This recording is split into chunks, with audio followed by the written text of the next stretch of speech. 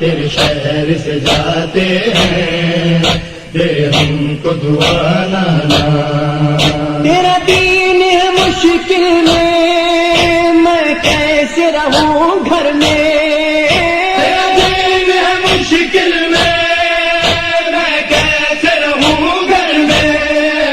اتنی میں کوئی وعدہ، اتنی میں کوئی وعدہ، ہاں تجھ سے کیا نانا، تیرے شہر سے جاتے ہیں، دے ہم کو دعا لانا۔ ماہ رجب شروع ہوا سن 60 ہجری کا۔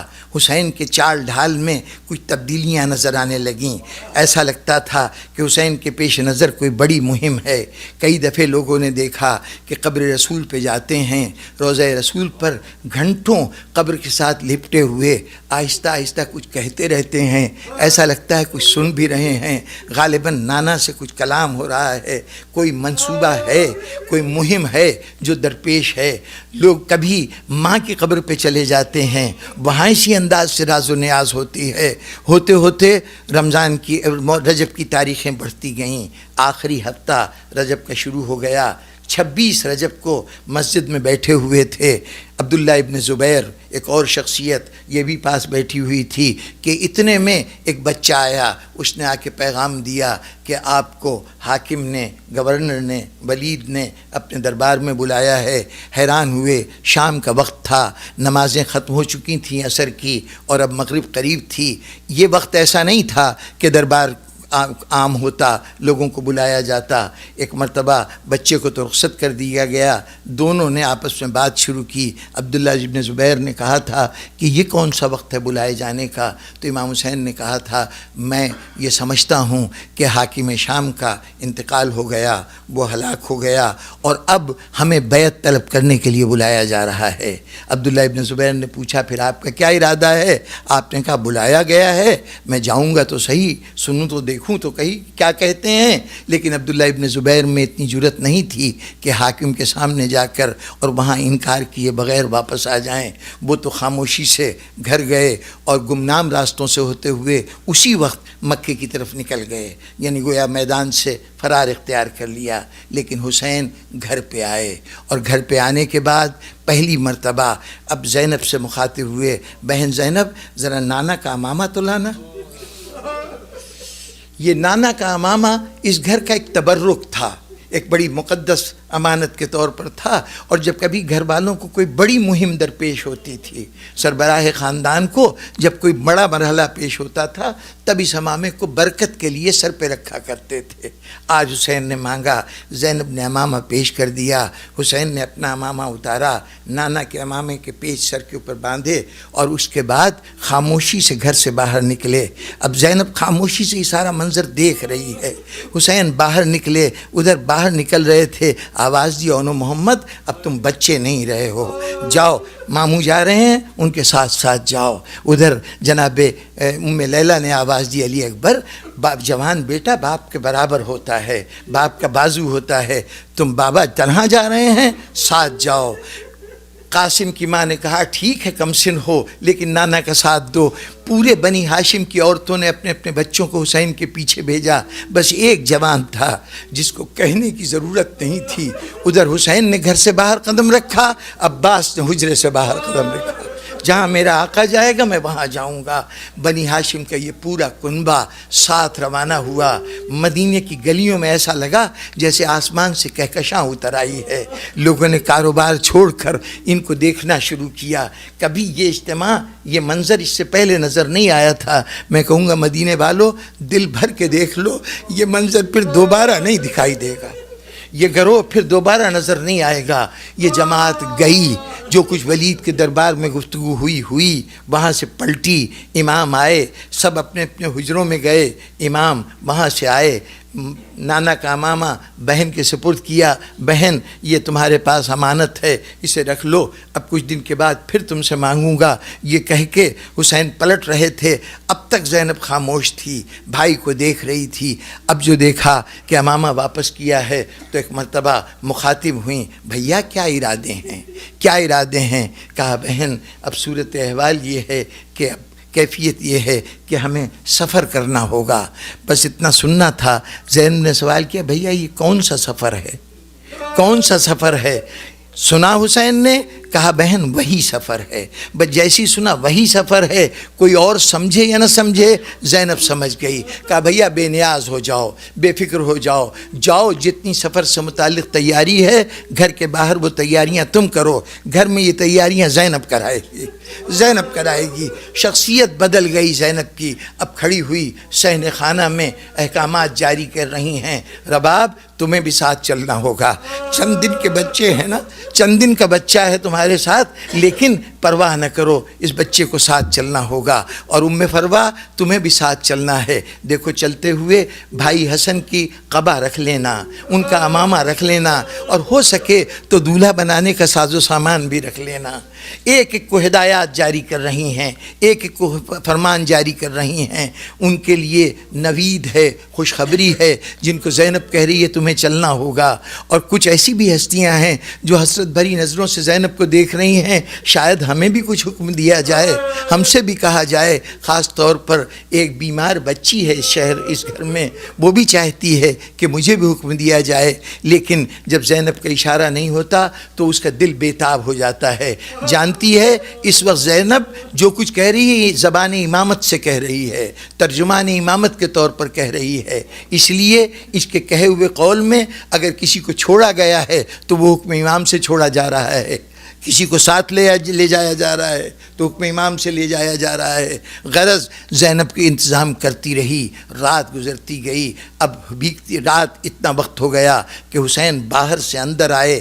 اب زینب ہے اور حسین ہیں. ایک مرتبہ کہا بھیا تم نے جو انتظامات کرنے تھے باہر کر لیے, میں نے گھر کے اندر جو انتظام کرنا تھا کر لیا, اب آؤ بیٹھو, اب اگلے سفر کا کوئی منصوبہ تیار کریں. بہن بھائی دونوں بیٹھ گئے, باتیں ہونے لگیں. بھیا اب یہ بتاؤ تمہارا کیا ارادہ ہے, اب تفصیلات اپنے ارادے کی بتاؤ. کہا بہن اب وقت آ گیا ہے کہ اسلام کی بقا کے لیے مجھے جان دینی پڑے گی. اسلام اس طرح سے شجر اسلام سوکھ رہا ہے کہ اس کی آبیاری کے لیے, اس کو پانی دینے کے لیے اب میرے لہو کی ضرورت ہے, میں لہو سے اس کو سیراب کروں گا. اچھا بھیا تم نے یہ ارادہ کیا ہے نا کہ تم اس اسلام کی بقا کے لیے جان قربان کر دو گے, تمہیں زیب دیتا ہے, آخر علی کے بیٹے ہو, تم نہ اسلام کے لیے جان دو گے تو اور کون دے گا. حسن کے بھائی ہو, تم رسول کے وارث ہو, تمہیں اسلام کی بقا کے لیے جان دینی ہے, ضرور جان دو. لیکن بھیا حسین اتنا یاد رکھنا کہ جس باپ کے تم بیٹے ہو نا, میں بھی اسی باپ کی بیٹی ہوں. جس کا خون تمہاری رگوں میں دوڑ رہا ہے اسی کا خون میری رگوں میں دوڑ رہا ہے. جس ماں کا تم نے دودھ پیا ہے نا اسی ماں کا میں نے دودھ پیا ہے. بس اتنا سا فرق ہے نا کہ تمہارے سر کے اوپر نانا کا, تمہارے سر کے اوپر بابا کا امامہ ہے, تو میرا سر بھی معمولی سر نہیں ہے, اس میں ماں کی چادر ہے, ماں کی چادر ہے. بھیا تم نے ایک عہد کیا ہے نا کہ جان دے دو گے اسلام کے لیے, یہ تمہارا عہد ہے, یہ تمہارا ارادہ ہے, تمہیں زیب دیتا ہے کہ تم جان دے دو. اب میں علی و فاطمہ کی بیٹی زینب ایک عہد, ایک وعدہ تم سے کرتی ہوں. تم نے اسلام سے وعدہ کیا ہے جان دے دو گے, میں تم سے وعدہ کرتی ہوں کہ تم تو مر جاؤ گے اسلام کے لیے, اور زینب قیامت تک تمہیں مرنے نہیں دے گی, قیامت تک تمہیں مرنے نہیں دے گی. آؤ بھیا ہم یوں کریں کہ اپنی اپنی فوجیں بنا لیں. یزید کی جنگ ہم اکیلے نہیں, تم اکیلے نہیں لڑو گے, میں تمہارے ساتھ ساتھ ہوں گی. زینب تم کیا کرو گی؟ بھیا یہ تو تم وقت بتائے گا کہ زینب کیا کرتی ہے. تم گردن ہی کٹا سکتے ہو نا, لیکن شاید اس سے بھی زیادہ عزیز یہ سر کی چادر ہو. زینب اپنی چادر کو قربان کر سکتی ہے. آؤ فوجوں کی ترتیب دے دیں. طے ہوا جتنے مرد ہوں گے وہ حسین کی فوج میں, جتنی خواتین ہوں گی وہ زینب کی فوج میں. جاؤ علی اکبر کو تم لے لو, ام فروا کو, ام لیلہ کو میرے حوالے کر دو, قاسم کو تم لے لو, ام فروا کو مجھے دے دو, اصغر کو تم لے لو, رباب کو میرے حوالے کر دو, سکینہ کو میرے حوالے کر دو. تقسیم کرتے کرتے جب پوری فوجوں کی ترتیب ہو گئی, زینب کی فوج الگ, حسین کی فوج الگ. اب زینب بیٹھ کے کچھ سوچنے لگی. کیا سوچ رہی ہو بہن؟ بھیا یہ تو بتاؤ تمہاری فوج کا علمدار کون ہوگا؟ فوج کا علمدار کون ہوگا؟ بہن یہ بھی کوئی پوچھنے کی بات ہے؟ علی کا وارث، علی کا فرزند، علی کا بیٹا عباس موجود ہے، میری فوج کا علمدار وہ ہوگا۔ ہاں بھیا، بہت عمدہ انتخاب ہے، بڑا بے مثل انتخاب ہے کہ تم نے عباس کو منتخب کیا ہے، عباس تمہارا علمدار ہوگا۔ اب اس کے بعد پھر زینب نے سر جھکا لیا۔ بہن اب کیا سوچ رہی ہو؟ کہا بھیا علم تو کسی مرد کے ہاتھ میں ہی اچھا لگتا ہے نا، فوج کا علم کسی مرد کے ہاتھ میں اچھا لگتا ہے، تم نے تو بہت اچھا علمدار چن لیا، کاش مجھے بھی کوئی عباس مل جاتا، کوئی عباس مل جاتا۔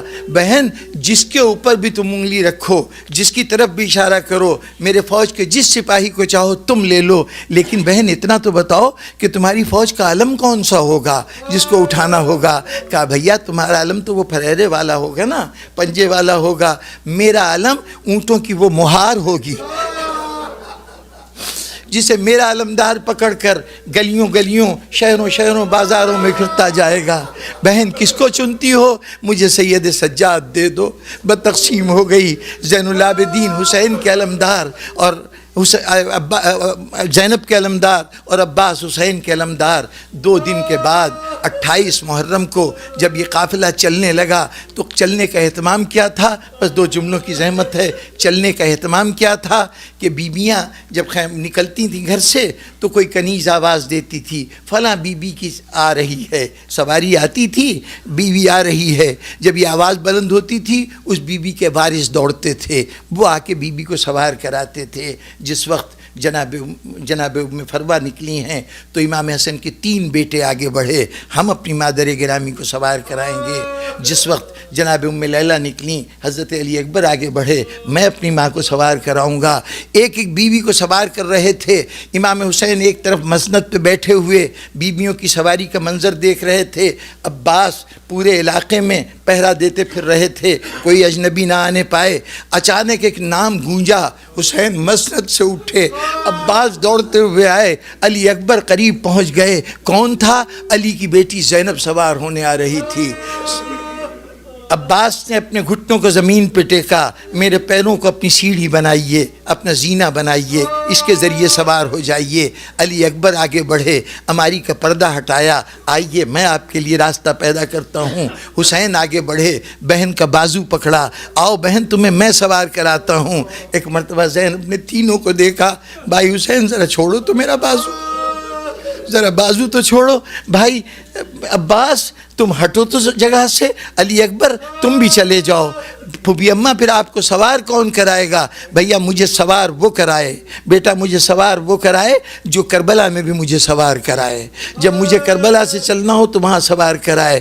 کون ہوگا وہ؟ کہا بلاؤ سید سجاد کو۔ سید سجاد آئے اور آ کے پھوپھی کو سوار کرایا۔ یہاں سید سجاد نے پھوپھی کو سوار کرایا۔ پھر ایک دن آیا تھا، زینب نے اس قرض کو باقی نہیں رہنے دیا، جب سب بیویوں کو کربلا سے سوار کرا چکی زینب، آواز دی سید سجاد آؤ تمہیں میں سوار کراؤں گی، تم نے مدینے میں مجھے سوار کرایا تھا، اب کوفے کے سفر کے لیے زینب تمہیں سوار کرائے گی۔